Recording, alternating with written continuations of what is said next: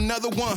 Give the bass player room and a drummer some. I was in the place trying to move and huddle up, but I ain't gonna prove I'm a one of one. Me and mine see signs you can't see it, can't find it, so by ain't no leasing. Who dares? I've been here, I'm not recent. No brakes, I don't shake, I'm still leaving. I show no signs of slowing up.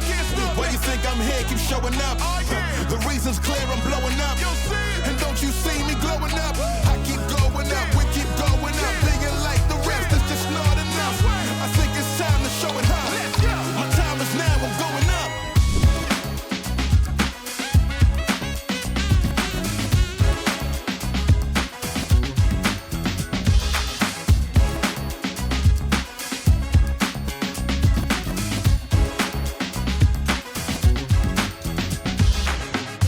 The Nothing Phone 4A Pro might be Nothing's most mature phone yet. And after using it, I think that's both its biggest strength and maybe the one thing I slightly miss about the older phones. Because on one hand, this phone feels more refined, more polished, and honestly more complete than a lot of what Nothing has put out before.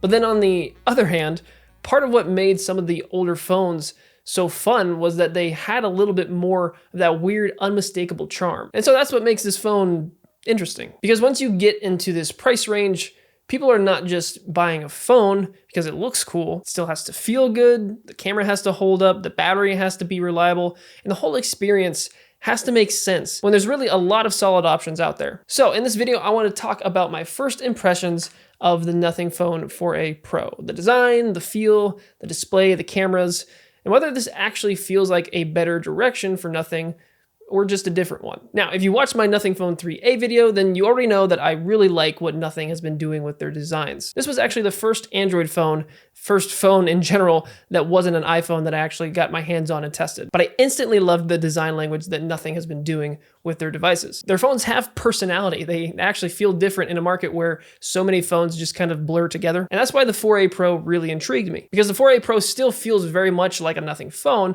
but also feels a bit more grown up than anything else they've put out so far. It feels more mature, like I said, more refined, more intentional. For me, at least, that's the big first impression that I got almost immediately when I saw it. So getting into the design and build, the design on this phone is absolutely awesome. Straight up, I think this is probably one of my favorite looking phone designs overall, just in general right now. Still has that Nothing identity like I mentioned, but this time around it feels much more polished. Less like a concept piece and more of a phone that actually knows what it wants to be. The unibody aluminum design feels really good in the hand.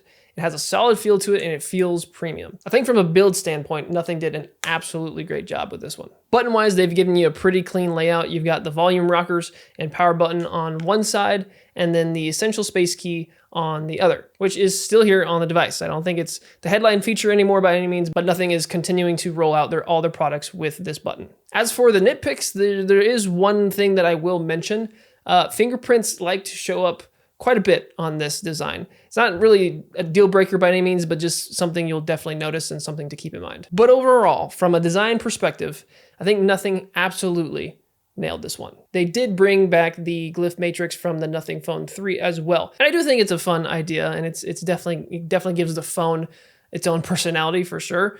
But if I'm being honest, I still really prefer the actual glyph lights over the matrix. I love the aesthetic of the Phone 3A and its lights. There was just something specifically about that design that felt super clean, super unique, and instantly recognizable. The matrix, I mean, don't get me wrong, is instantly recognizable and interesting. And I get what they're going for, but visually, I still lean towards the old glyph light setup. So I kind of wish they would bring that back. Doesn't mean necessarily that this is bad, not by any means. I still think the phone looks fantastic.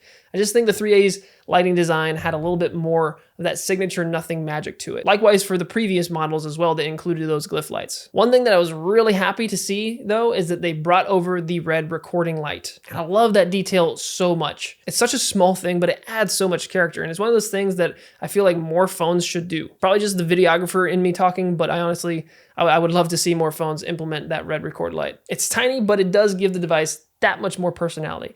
And it's something that Nothing continues to do better than a lot more companies. The display is another part of this phone that immediately helps it feel that much more premium. You're getting a 6.83-inch AMOLED panel, 144 Hz refresh rate, and a screen that gets seriously bright outdoors. And in actual use, that's one of the first things that makes a phone feel expensive, even if it technically isn't. Because most people are not walking around thinking about chip names and benchmark numbers. They care if the screen looks good. They care if scrolling feels smooth. They care if videos look sharp and vibrant. One thing I do want to mention here too is the bezels. They really don't feel big or chunky at all to me. That's something you can absolutely notice on a lot of mid-range phones where the front just feels a little cheaper because of those thicker borders around the display, but I don't honestly get the feeling here. Sure, coming from some flagship device, I'm sure they'll look large to a lot of people, but to me initially, that was the one thing that I did notice. I was like, oh, the bezels, they did a good job at not making them massive. And that smoother, more polished feel carries over into the phone as a whole too. And this thing is running the Snapdragon 7 Gen 4, and again, no, this is not some spec monster by any means, it's not trying to be, but paired with Nothing OS, the experience does feel really smooth. Nothing OS is still one of the biggest reasons these phones stand out to me because it doesn't just look different for the sake of being different, it's actually quite intentional, and it feels intentional. The software matches the hardware, the whole thing feels cohesive, and that goes a long way. Not to mention just literally all the awesome animations, sound effects, everything when you use the OS, it feels so different than any other device. And it's really, it's a pretty cool experience. And compared to the 3A, I did notice just the slightest boost in smoothness. So not some huge dramatic jump by any means, but enough where the phone feels a little tighter, a little cleaner, a little bit more refined overall. Still needs more time to test the battery, but so far so good, and on paper, the 5080 milliamp hour battery should be more than enough for the kind of phone this is. But as good as the design is, cameras are probably the real reason this phone matters. You are getting a 50 megapixel main camera, a 50 megapixel periscope telephoto with a 3.5 times optical zoom, an 8 megapixel ultra wide, and a 32 megapixel selfie camera. And the thing that probably really stands out for this price range is that telephoto lens. Nothing even says it can go up to 140x zoom, that would be digital zoom, which is obviously more of a headline feature than something you'd be using every day. But still, having a real periscope style zoom camera is nice because that's usually where mid-range phones start to show their limits.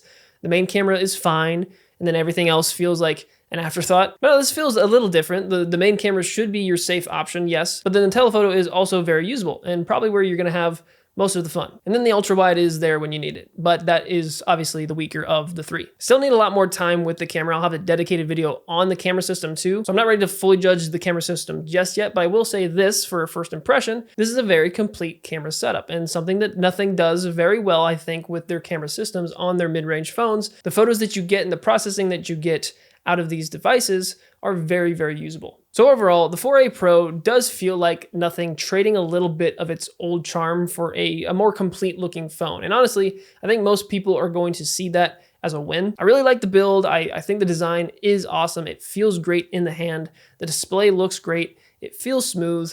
It feels just a little more polished than the 3A and the 3A Pro. And overall, I do think this is one of my favorite looking phone designs they've ever done. But that's it. Those are my first impressions of the Nothing Phone 4A Pro. I've still got a lot more of testing to do, especially with the cameras, like I said, and battery life and other things like that. But so far, I'm impressed. And if you want to see the full camera test or the longer term review, make sure you're subscribed. Let me know down in the comments below if the 4A Pro is a phone that you are eyeballing as an upgrade. But as always, guys, that is enough watching, enough consuming content. Come on, you know the drill. Get out there and create something yourself.